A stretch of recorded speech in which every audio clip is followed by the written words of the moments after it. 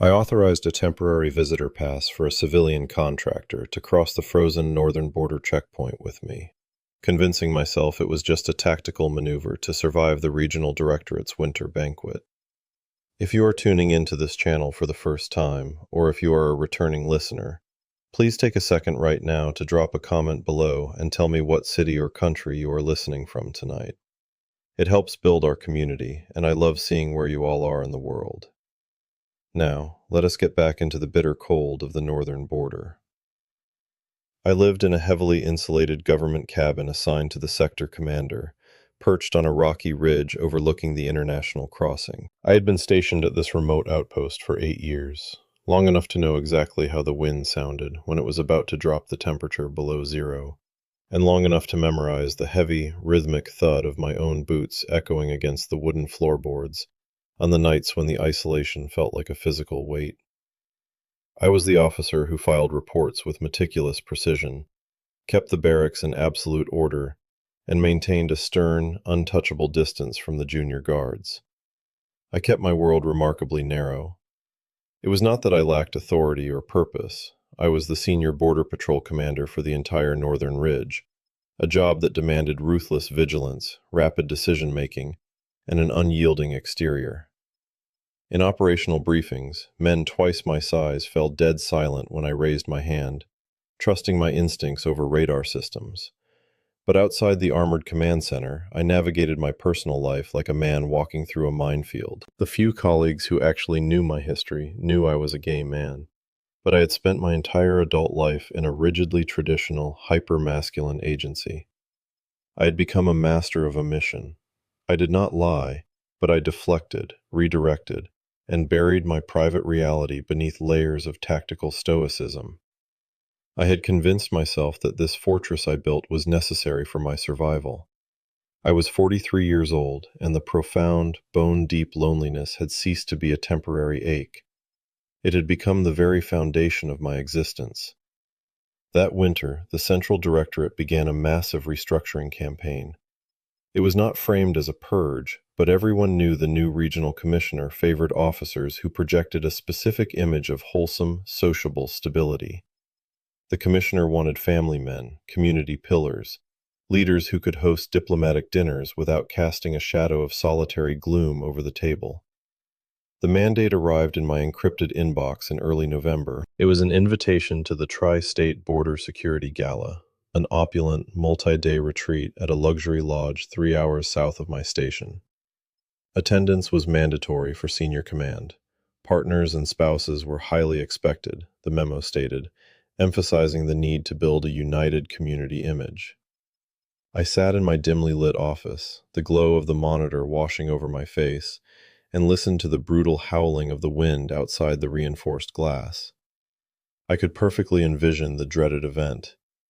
The clinking of crystal glasses, the suffocating cigar smoke, the endless parade of junior officers proudly introducing their wives, and the inevitable, piercing gaze of the commissioner stopping at my empty side, silently judging my isolation as a liability. I had played the lone wolf card for a decade, but the political climate had shifted. The joke about being married to the badge was no longer charming. It was a red flag. That evening, I did not take the patrol truck back to my cabin. I walked the 2 miles through the snowdrift, letting the biting frost numb my cheeks, desperately hoping the cold would freeze the panic rising in my chest. When I finally slammed the heavy oak door of my cabin shut, I stood in the dark hallway for a long time. I peeled off my tactical gloves, feeling the painful sting of returning circulation, and finally admitted the humiliating truth. I was terrified. I did not want to walk into that lodge alone. I did not want to stand under those crystal chandeliers and feel the crushing weight of my own invisibility. I fed my retired service dog, a massive German shepherd named Chief, and sat at my heavy wooden dining table. I pulled out my personal laptop. My fingers hovered over the keyboard, trembling slightly. I typed a phrase I never in my life imagined searching. High-end, professional event companionship for men. The screen populated with results that made my stomach churn with anxiety. I bypassed anything that looked remotely shady or overly intimate. I was a federal officer. I needed absolute discretion, ironclad professionalism, and zero complications. I eventually found an elite agency operating out of the state capital. Their website was minimal, focusing on corporate escorts, social buffering, and psychological comfort for high-stakes public events. They required background checks, non-disclosure agreements, and strict behavioral contracts. It appealed to the commander in me. I filled out the intake form with rigid clinical terms. I requested a male companion for a 3-day law enforcement formal retreat. I specified the need for someone who could navigate aggressive political conversations, maintain a calm demeanor, and provide the illusion of a settled, supportive partnership. The next morning, a secure email arrived with 3 dossiers. One immediately caught my attention. Silas, 38 years old, former mountain search and rescue coordinator, specializing in high-stress social environments and crisis de-escalation. His photograph stopped the breath in my throat. He did not look like a polished plastic model. He had medium-length, slightly unruly dark hair, tired but incredibly kind eyes, and a relaxed posture that suggested he had seen the worst of the world and decided to remain gentle anyway. I wired the exorbitant retainer fee and signed the digital contract. The moment the confirmation screen appeared, a wave of profound nausea washed over me. I stood up so fast my chair crashed backward onto the floor. I paced the length of my cabin, listening to Chief whine softly from his bed. What the hell was I doing? I was compromising my security clearance, my dignity, my entire carefully constructed life. But beneath the terror, a tiny, fragile spark of relief flickered. The week of the retreat arrived with a brutal snowstorm. The agency had arranged for Silas to arrive at my checkpoint via a secure transport vehicle before we made the drive south together. I stood in the tactical bay, wearing my dress uniform, adjusting my medals with hands that simply would not stop shaking. The heavy steel doors ground open, and a black SUV rolled in, coated in ice. The passenger door opened. Silas stepped out into the freezing bay. He wore a thick, dark wool sweater and heavy boots, carrying a worn canvas duffel bag. He looked around the intimidating concrete bunker without a trace of fear. Then, his eyes found me. He walked toward me, his footsteps echoing, and offered a soft, steady smile that instantly lowered my heart rate. "Commander Marcus," he said. His voice was deep, textured, and incredibly warm. "Yes," I replied, my voice sounding unnecessarily harsh in the cavernous room. "Thank you for making the journey in this weather, Silas." He stopped a respectful distance away. "Before we load up, Commander," he said softly, looking directly into my eyes, "I want to review our parameters. I read your brief. You need a shield this weekend. You need someone to absorb the pressure so you can breathe. I can be that. But I also need to know, do you want them to see a prop? Or do you want to be seen as a man who is genuinely cared for?" The question struck me with the force of a physical blow. No one had asked me what I wanted in over 10 years. I swallowed hard, the collar of my uniform suddenly feeling like a noose. "I want to survive the weekend," I whispered, sounding entirely stripped of my rank. Silas nodded slowly, his eyes filled with quiet understanding. "We will do more than survive," he said. "You have the wheel. I am right beside you." We loaded his gear into my reinforced patrol truck and began the treacherous drive through the mountain pass. The storm was intensifying, the wipers fighting a losing battle against the driving snow. For the first hour, the silence inside the cab was thick, heavy with my unspoken anxiety. I gripped the steering wheel until my knuckles turned white, my eyes locked on the treacherous road. "You have a death grip on that wheel, Marcus," Silas said quietly, breaking the silence. He was the first civilian to call me by my first name in years. "I am responsible for our safety," I snapped defensively, my eyes darting to the rearview mirror. "The roads are black ice." "I know," Silas replied, his tone entirely unbothered by my sharpness. I spent 12 years pulling vehicles out of ravines just like this one. You are an excellent driver, but your shoulders are practically touching your ears. Tell me about your dog." The abrupt shift in conversation caught me off guard. "Chief?" I asked, confused. "Yes, Chief. Who is watching him?" Silas asked, turning slightly in his seat to look at me. "One of my junior sergeants," I muttered, easing my grip on the wheel just a fraction. "He is a retired tracking dog. He has arthritis in his back legs. He likes the heater left on." Silas smiled, leaning his head against the cold window. "See, you are already doing it," he murmured. "Doing what?" I asked. "Letting someone in," Silas said softly.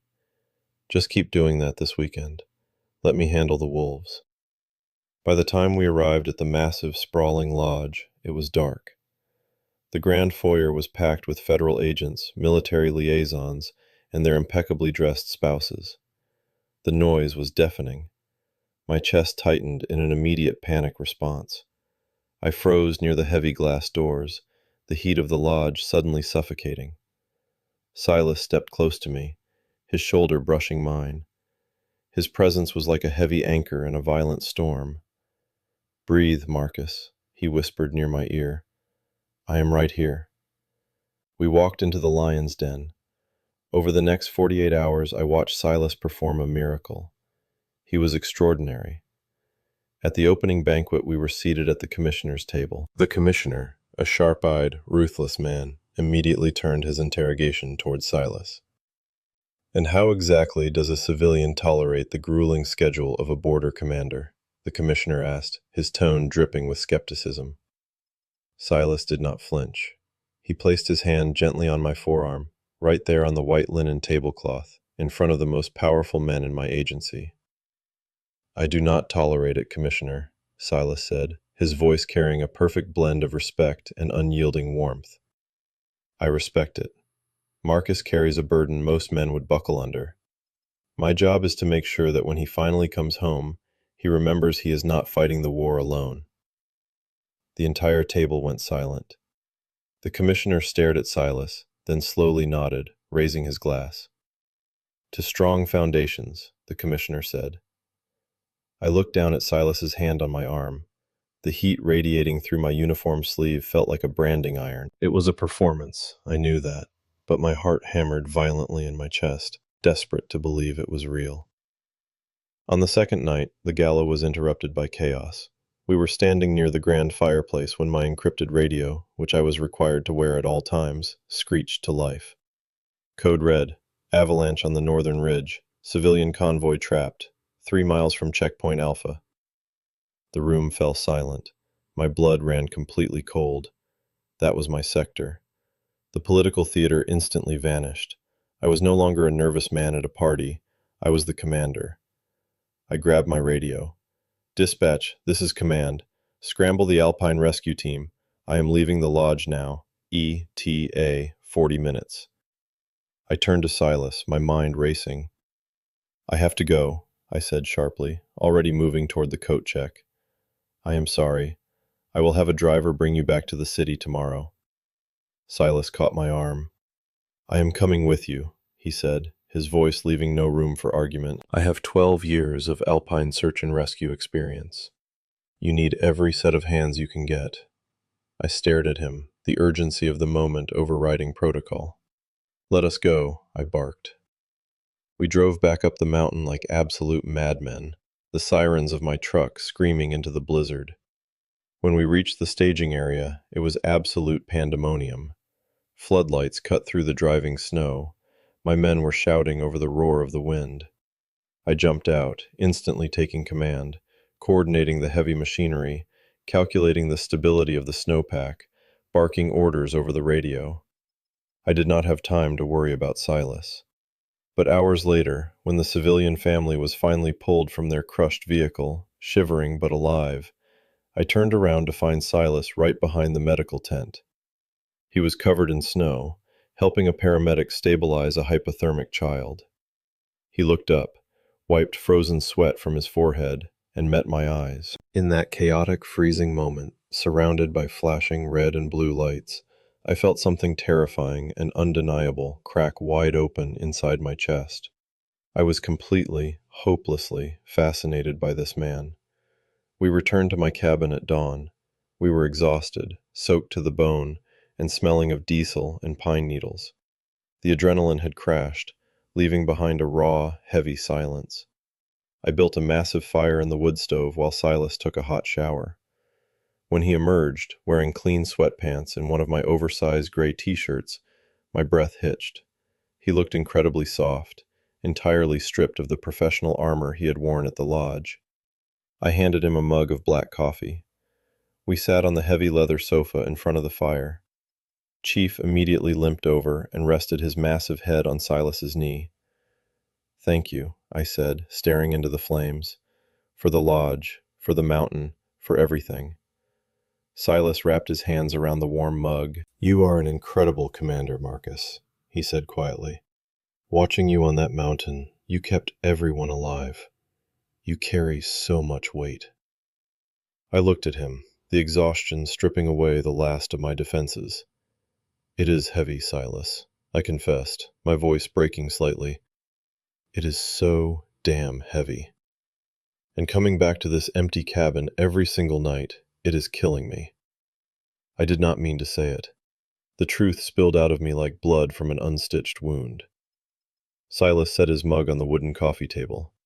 He turned to me, his eyes dark and intense in the firelight. "Marcus, look at me," he commanded softly. I forced myself to meet his gaze. "I cannot do this as a job anymore," Silas said, his voice trembling just a fraction. "I cannot sit here in your house, look at you, feel what I am feeling, and take a check for it. It violates every ethical rule I have, and more importantly, it violates my own heart." I froze, a cold spike of panic driving into my stomach. "You are ending the contract?" I asked, my voice barely a whisper. "Yes," Silas said, his eyes never leaving mine. "I am terminating the contract immediately. Because I want to sit on this couch with you.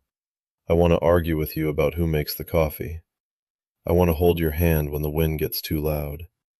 But I will only do it if it is real. If we are two free men choosing each other. No money, no obligations, just us." I stared at him, my heart pounding so hard I thought my ribs would fracture. I had spent a lifetime guarding the borders of my country, but I had never let anyone cross the border of my own life. I reached out, my hand shaking violently, and touched the side of his face.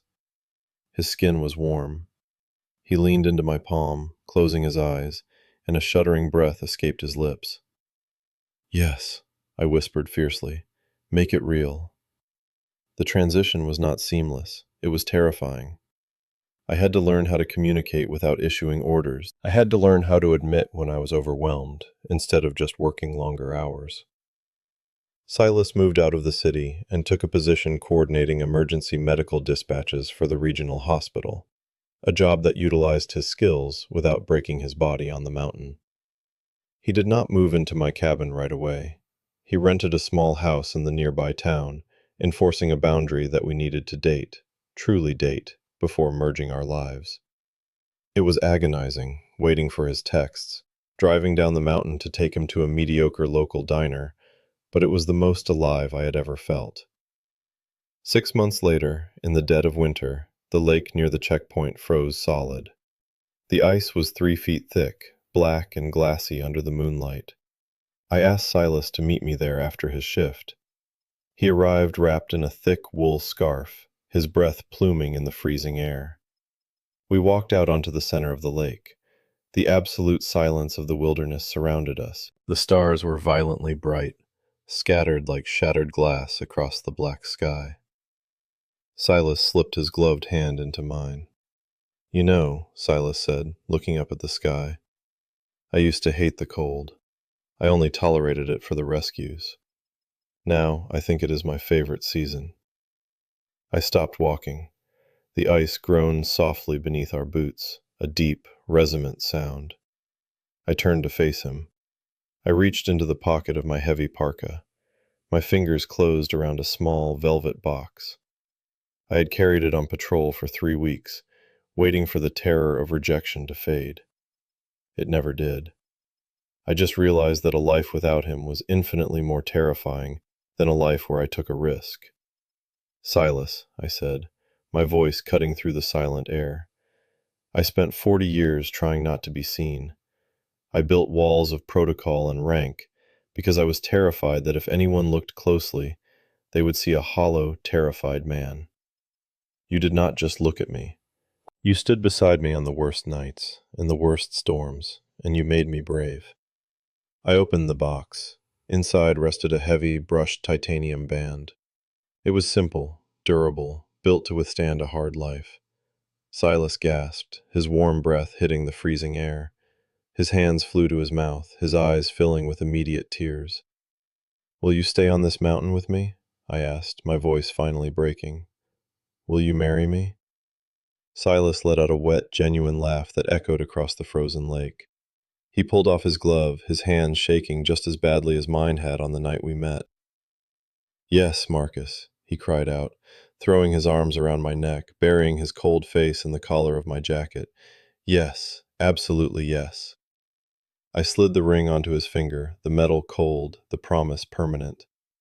We stood in the center of the frozen world, holding each other, the isolation entirely broken, the silence finally feeling like peace rather than punishment. I had hired a professional to save my career, but instead, the man broke through my defenses and saved my life. I am no longer just the commander of the Northern Ridge. I am a man who comes home to a fire, a dog, and a husband who knows exactly how to navigate the storms. If this story resonated with you, if you believe that sometimes taking the most terrifying risk can lead to your greatest salvation, please leave your thoughts in the comments below. Let us know if you would have taken the same risk. Do not forget to hit the subscribe button and like this video so we can keep bringing you deep, real stories. Until next time, stay warm and take care of each other.